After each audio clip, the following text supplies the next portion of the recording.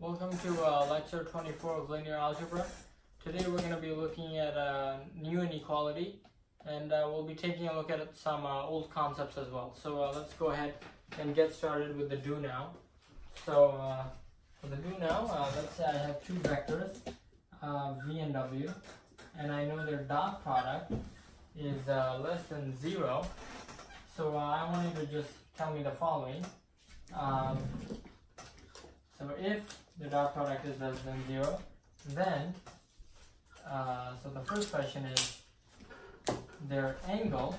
So the angle formed by the two vectors, the angle is, and just try to go ahead and describe the angle. And choice or question B is a bit more challenging.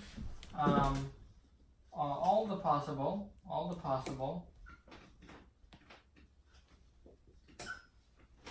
W's fill up. So perhaps that's a bit more challenging, but just go ahead, try the questions. That's all I ask. So good luck, and perhaps our live audience here wants to give it a try.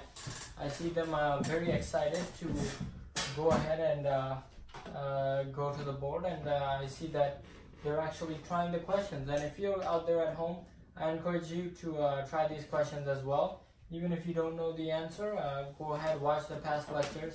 Maybe they'll give you hints or suggestions. Now, as I'm speaking, I hope our audience here does these questions. Let's see what he writes. Oh, as a matter of fact, I will not comment on their answers, just so that they feel 100% secure.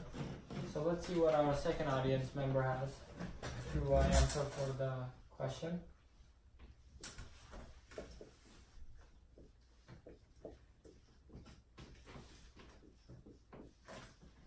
So our first answer, obtuse, is actually, as a matter of fact, correct. And if you don't know why, you can watch our past lectures. It turns out when the dot product of two vectors is negative, so for example, if I have two vectors like these, clearly you see their angle is obtuse. So that's why the first part is correct. Let's take a look at the second part, perhaps a bit more challenging. All the possible W's fill half a plane.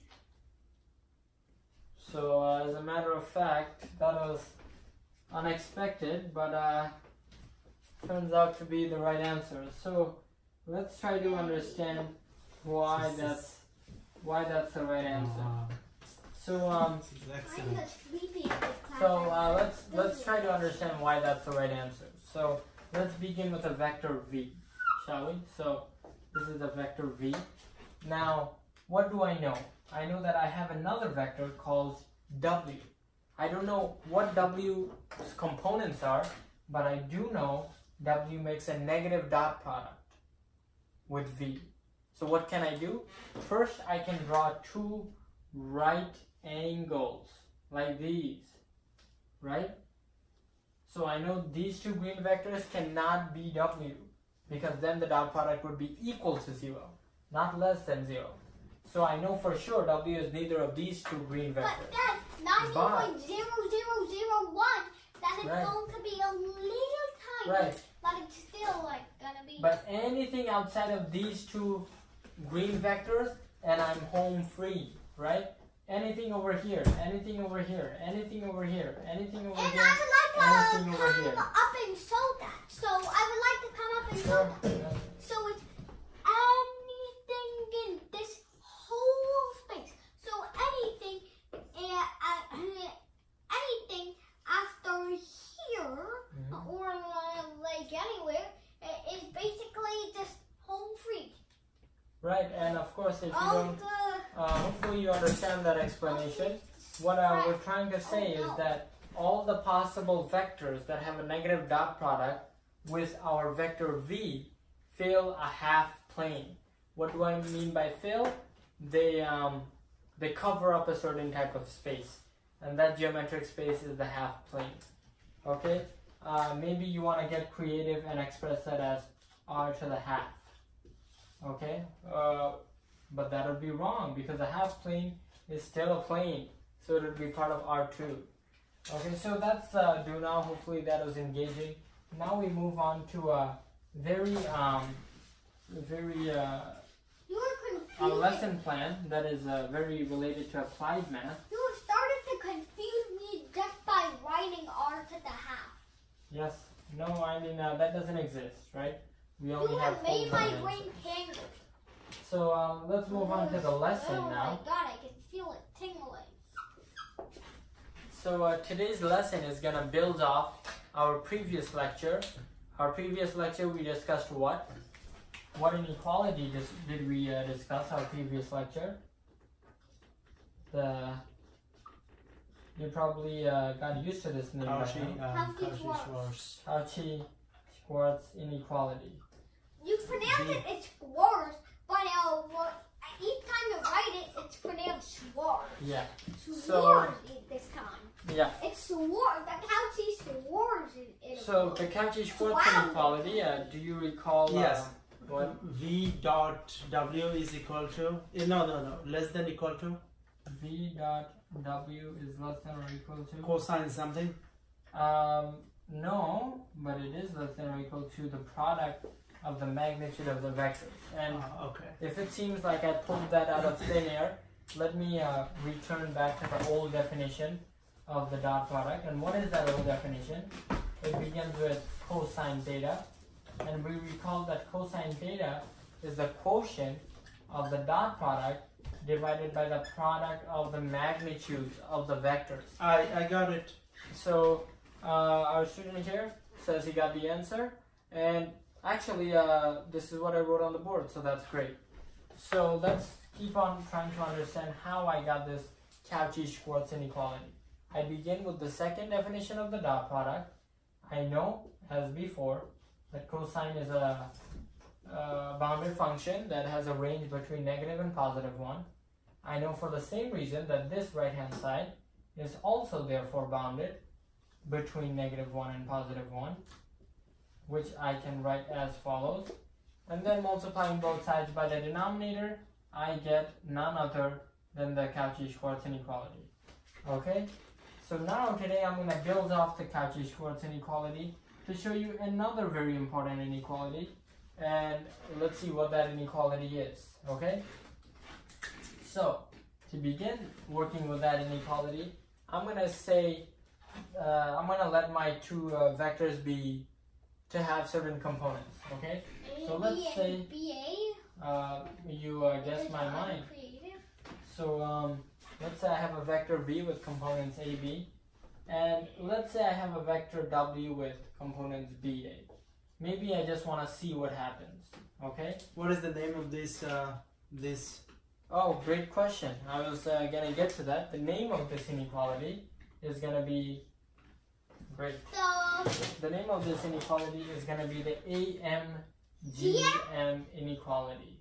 Because when you said A, I for some reason immediately thought of arithmetic, and what is the next thing I thought? It sounded like arithmetic, geometry.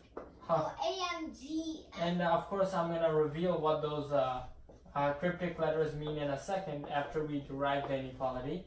So let's go ahead and try to evaluate both the left and the right hand sides of the Cauchy-Schwarz inequality. AB plus BA.